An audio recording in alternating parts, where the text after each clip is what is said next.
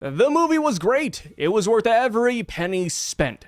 As a horror fan, there were one or two jump scares that did get me, but overall the movie wasn't exactly scary.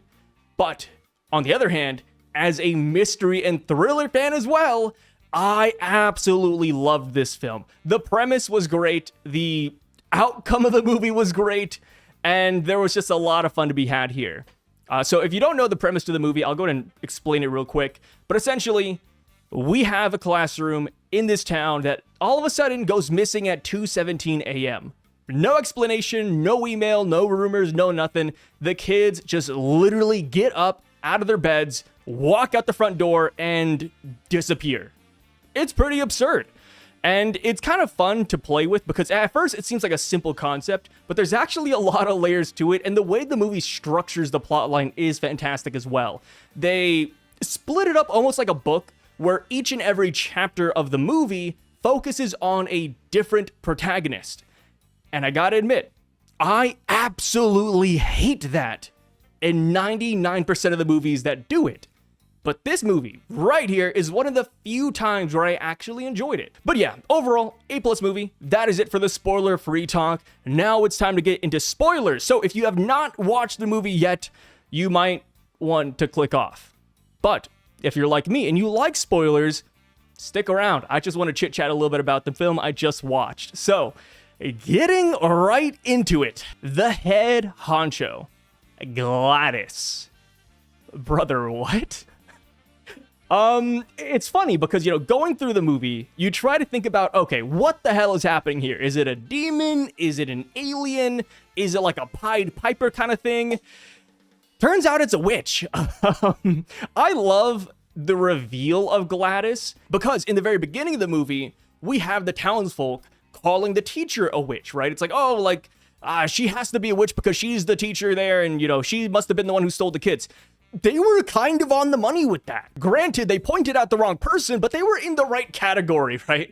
They called out the witch thing pretty early, so I just love that reveal. And I would say the one thing I kind of wish the film did more, which I do want to put that in quotation marks because I've only watched the movie once, so maybe this will be a thing on a second watch through, or maybe I'll see a compilation of this later. But I kind of wish they sprinkled Gladys in throughout the movie. Like imagine the beginning scene of the movie, right? Where everybody's at this meeting and they're talking about, hey, that lady, Justine, I think is her name. Justine, she stole our kids. What the hell is that about? Like, Justine, where's my son? Like, imagine if in the background you saw Gladys there. And throughout the movie, she was just this constant presence. Like maybe at the liquor store, she's over here buying a bottle of wine. Like, I think that would have been really cool. But you could also argue that this movie couldn't do that because of Gladys and how much she would stand out in a crowd. Like, even without the wig and the makeup, she's still like this really old lady, right? She's like this walking nutsack. And it's like, damn, dude, like, I wish they could have done that a little bit. Because I do love it when I watch a show or a movie, and it's like, hey, the bad guy, he was in the background the entire time. But as far as Gladys goes, to my knowledge, of course, I could be wrong, but she only really shows up halfway through the movie, and then you're like, wait, what the heck is that? Another thing that really stuck out to me that I thought was kind of odd, I want to get all my, quote, not even complaints, all my criticisms out first, but another thing that was just weird was the AK-47. It wasn't an AK-47, sorry. My gun knowledge in the gutter, but we had like this assault rifle over Alex's house, and it had the 217 on top of it. I thought that was really strange. At that point in time, I was still trying to piece together what the hell was going on. So when I saw the gun, I was like, wait a minute. Was there like a school shooting and everybody's just suppressing the memory of their kids dying? I thought that's what it was at first. And they never really explained why we saw the assault rifle in, I think the guy's name is Archie. But yeah, they never really explained why we see that in his dream. Of course, you could go the roundabout way and say that Alex was technically a school shooter, right? He's the one who pulled the trigger on his classmates, which I think is pretty true, but I don't know if that's what the film was going for. Like, am I the one spinning it that way, or is that what the film was actually trying to do? Of course, later on in the film, they're like, yeah, that Asian guy was weaponized. She's using them like weapons, a homing missile. And it's like, okay, I see where they're going with that, but sure, right? So as far as like the main reveal, right? Because I kind of want to get to that. The magical powers that Gladys has. I think is pretty fun. It's nothing in the realm of being overpowered. Like, I try to think about it, right? Like, the Asian couple or the gay couple in the movie. They're too nice. They let Gladys in, and she did the whole ass ritual in front of them. And I was shocked. I was like, guys, no, somebody punch her, somebody stop. And you might say, Sai, like, come on, it's just an old lady. But brother, if an old lady in clown makeup said that she came from across the town, walked over here just to talk to me, and she barged into my house and demanded a bowl of water, no, I'm not letting her dig into her bag. No. That seems like a bad idea. And if I was with her, I'd be like shoulder to shoulder with her, right? I don't know, man. They were way too nice. But that's one qualm I have. Well, not even a qualm, but I guess that's one thing I do like, right? Even though Gladys has these magical powers, she doesn't at any point seem OP. I mean, hell, she dies to her, quote, own powers by the end of the movie anyways. So, yeah, there's that. Another thing I thought was kind of interesting was the cop. The cop goes into Alex's house, and then he gets possessed. I don't know how the cop lost. Now that we know that you need a whole setup for the ritual, it's like, okay, how did Gladys get the cop's hair or one of his belongings, wrap it up, break it? I just have no clue how that happened. And the thing is, the cop was like a random event, right? Gladys wasn't set up and ready to go. So she had to have gone upstairs, get a branch, wrap it all around, get a bowl of water. It's like, damn, dude, like Gladys, maybe she's a speedrunner. Maybe she's a magic speedrunner and I'm just underestimating her. But I'm like, dude, there's no way Paul would have lost, especially with how trigger happy Paul is. Dude, Paul was ready to kill James, like at least 3 different points of the movie. So it's like, okay, Paul losing, they had to have off-screened that because I don't think there would have been a reasonable way to show Paul getting clapped like that. So that's why I think that you only saw him walk in and then walk out later as a zombie. Another thing I found kind of odd was the fact that nobody investigated Alex's house more. I get it, right? They tried to explain it later on, saying, oh yeah, CPS did go there, the FBI did go there. Gladys simply got the kids and made them run outside, and then they came back later, and then she later, put newspapers on the windows. It wasn't always this run down and decrepit. But I'd like to imagine that the FBI would still constantly be checking her house.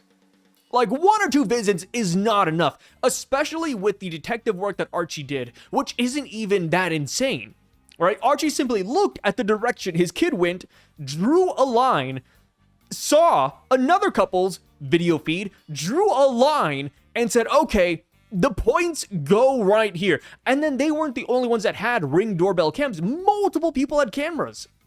So the FBI, the cops, they should have had all the lines crossing to this one house. What? Dude, what? It's obvious Gladys did it, right? Am I crazy? And then the whole story about, oh yeah, the mom is a little bit sick.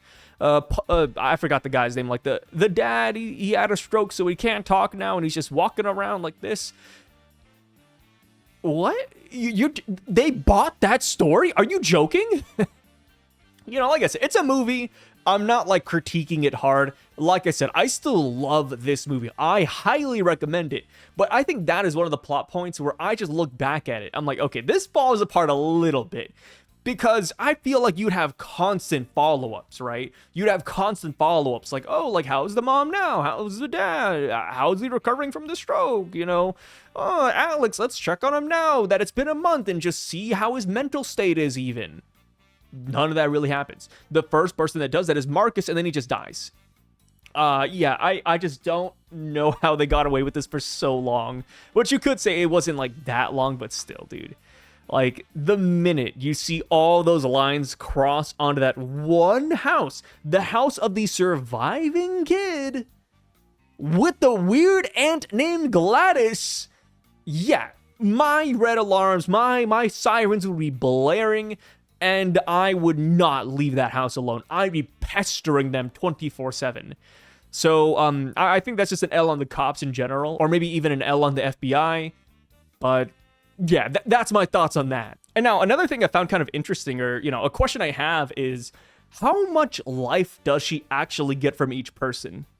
Because at the very beginning of the movie, we don't see her outright, but she can barely walk on her own, right? We saw her in bed and she looked really sickly. And it's like, okay, she killed the parents, or she brain deaded the parents. I don't know what to call them, like trance the parents. But she got the parents, and I guess she started leeching life force from them. And that's why she was able to go downstairs and talk to Alex and yada, yada, yada. And it's like, okay, like, so she maybe got like 5 years each from the parents, maybe just 2 years each. And then she goes on and she gets 17 freaking kids. And I was honestly expecting her to be like super young by the end of the movie, right? I was like, okay, she has 17 kids. She's had them for at least a couple of weeks now. So what's up with that? Like, is she slowly getting lifespan? Does it just like work at like 0.2 speed or something? I'm not exactly too sure, because I feel like she should have been young by the end of the movie, which I think would have been really cool. Like, imagine we go to the basement and it's this hot smoking babe. And, well, maybe that would kind of ruin the horror, right? But yeah, I remember getting to that part of the movie and I was like, man, like, her powers are kind of slow working or feels nerfed to hell, but maybe that's just me. So now, the ending of the movie.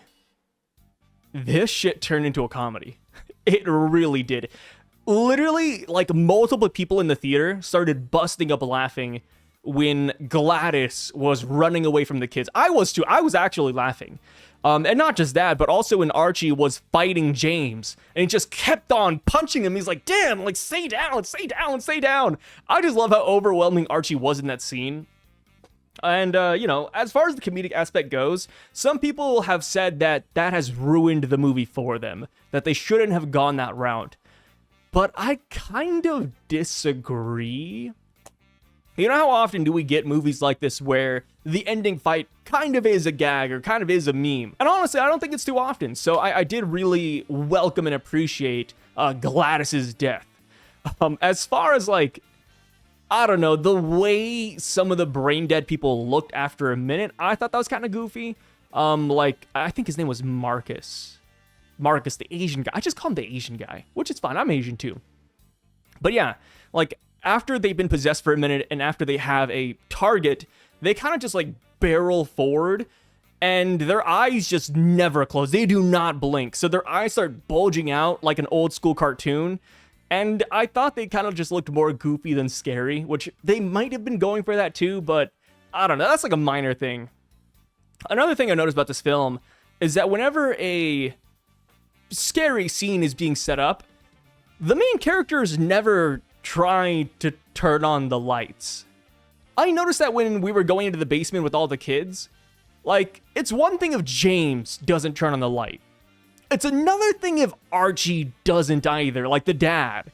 It's like he whipped out his phone, turned on the flashlight, and looked at the kids one by one. And it's like, brother, you walked past, I think, 2 light switches.